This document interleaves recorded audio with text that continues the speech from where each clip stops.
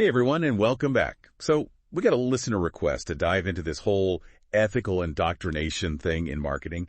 And honestly, it's a phrase that kind of makes you go, okay, where's this going? Yeah, it definitely has a bit of an edge to it, doesn't it? Right. Like, are we talking about brainwashing here?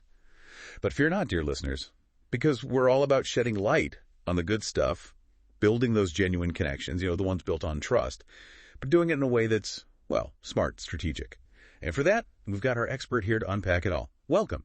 Thanks for having me. Happy to dive in. So first things first, can we just clear the air? Ethical indoctrination. What are we even talking about here? Hit us with a definition, make it snappy. You got it. So at its core, it's all about presenting information in a way that feels natural, like a progression of thought for your audience, right? Instead of, here's my product, buy it. It's guiding them to a conclusion organically. No smoke and mirrors, just genuine connection.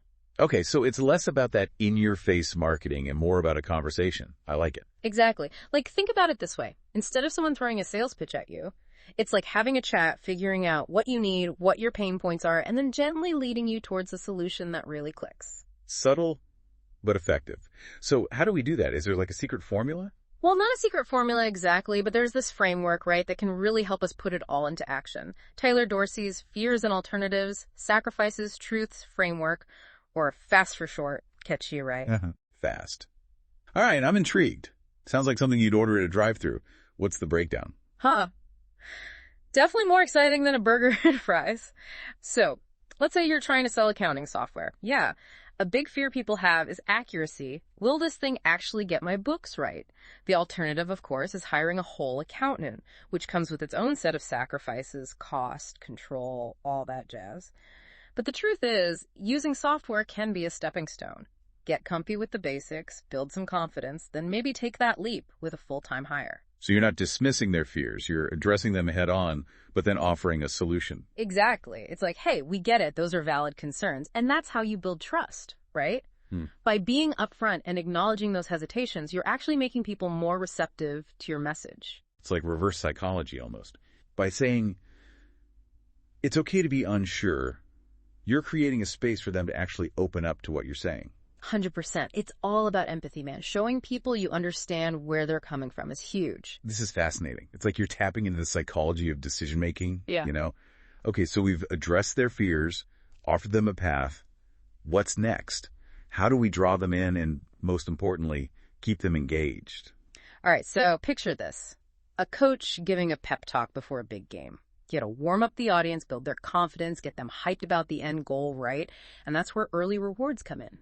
Offer value up front, no strings attached. Love that analogy.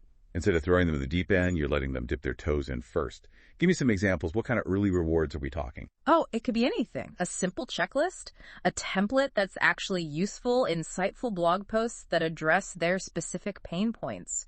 Or if you're a sauce company, maybe offer a free trial with limited features. It's all about showcasing your expertise, becoming that go-to source of information for them. It's like saying, hey, we're here to help, and actually meaning it. Exactly. It shows you're invested in their success, even in the small wins. And that, my friend, is how you start building loyalty. Okay, this is definitely making me rethink my whole approach. It's less about the hard sell and more about building a lasting relationship. I'm into it. That's the key. And like any relationship, it takes time. You got to nurture it. And that's where gradual familiarization comes in. But we can unpack that after a quick break. It's like slowly turning up the heat, right? Yeah. You don't want to boil the frog, or in this case, the customer. Perfect analogy. It's about easing them in. And you know what this all ties into? Onboarding. Onboarding. Okay, now I'm picturing new employee orientations and a mountain of paperwork. Yeah, that's the usual image, right? But onboarding is way more than that first day awkwardness. It should be woven through the entire customer journey, no matter where they're at with your brand. So it's less of a one-time thing and more of an ongoing vibe. Can you give me a real-world example? How does this actually play out? Okay, so imagine this. You walk into a fancy boutique, right? And boom, the salesperson greets you by name, remembers you were eyeing that snazzy jacket last time. They guide you through the store, point out stuff you might actually like, even mention that item you asked about is back in stock. That, my friend, is onboarding in action. Ooh, I like that. It's personalized, makes you feel like a VIP, not just a walking wallet. Exactly. It's creating an experience, right? Not just a transaction. And this applies whether you're selling high-end clothes, software, anything. It's about those little moments that make the customer journey, well, exceptional. Because we've all been there, right?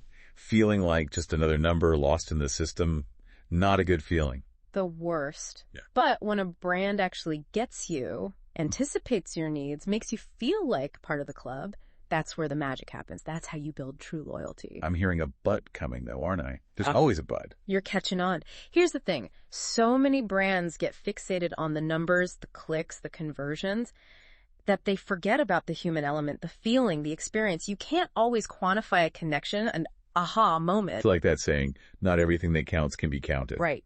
Boom. That's it. Sometimes the most powerful stuff happens on a deeper level. So how do we make sure we're tapping into that without, needing a massive budget or a team of 100 people? Totally. And it doesn't have to be complicated, right? It's about those small strategic moves. Maybe it's a personalized email after a purchase, or actually engaging with people on social media, not just spitting out marketing copy. It's about being present, showing you actually care, and not just in a robotic, automated way. 100%.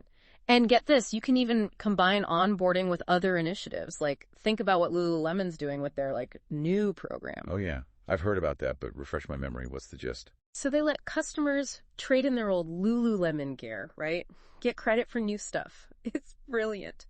Customers feel good about giving their clothes a second life. Lululemon reduces waste. Everybody wins. It's like good for the planet, good for business, good for the customer. Everyone's happy. Exactly. And it subtly reinforces their brand values, right? They're not just talking about sustainability, they're living it. And that, in a nutshell, is ethical indoctrination done right, aligning your actions with your values and creating a positive impact all around. This has been so eye-opening. It really is a whole new way of looking at marketing. Less about convincing and more about connecting. And that shift in perspective makes all the difference. It's not about tricking people into buying your product, right? It's about building a community, a tribe of people who vibe with what you're doing and want to be a part of it. It's like you're saying, hey, come on this journey with us.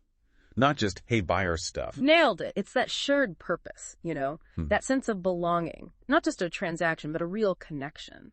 This whole conversation has been like Marketing 101, but like the cool version.